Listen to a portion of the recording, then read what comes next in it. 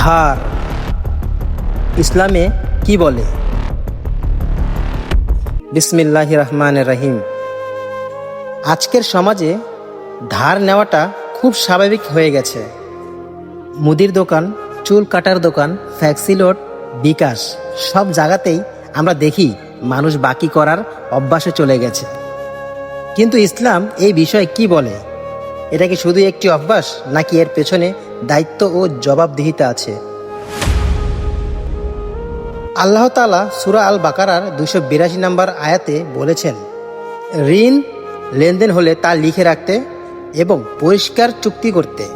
এর মানে হলো ইসলাম চায় লেনদেন হোক স্বচ্ছ, ন্যায়সঙ্গত ও দায়িত্বপূর্ণ, যাতে কারো হক নষ্ট না হয় এবং ভবিষ্যতে ঝামেলা না হয়। রাসূল সাল্লাল্লাহু আলাইহি সাল্লাম মানুষের হকের ব্যাপারে খুবই সতর্ক ছিলেন। তিনি শিখিয়েছেন মানুষের পাওনা এটা অন্তত গুরুত্বপূর্ণ একটা বিষয়, কারণ টাকা বা হক রেখে দিলে তা কিয়ামতের দিন পর্যন্ত হিসাবের অংশ হয়ে থাকবে। তাই ঋণ নেওয়া যেমন স্বাভাবিক বিষয়, ঠিক তেমনি তা সময় মতো ফেরত দেওয়াও দায়িত্ব। অপ্রয়োজনীয় ধার নেওয়া অভ্যাসে পরিণত হতে পারে। সময় মতো না দিলে মানুষের বিশ্বাস নষ্ট হয়, সমাজে অস্থিরতা তৈরি হয়, আখিরাতের জবাবদিহিতা রয়ে যায়। ইসলাম আমাদের সততা ও দায়িত্বশীলতা শিক্ষা দেয়।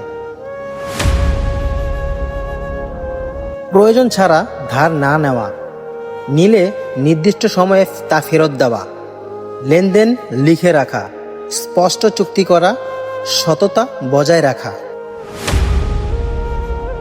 ইসলাম শুধু ইবাদতের ধর্ম নয়, এটি চরিত্র ও লেনদেনেরও শিক্ষা দেয়।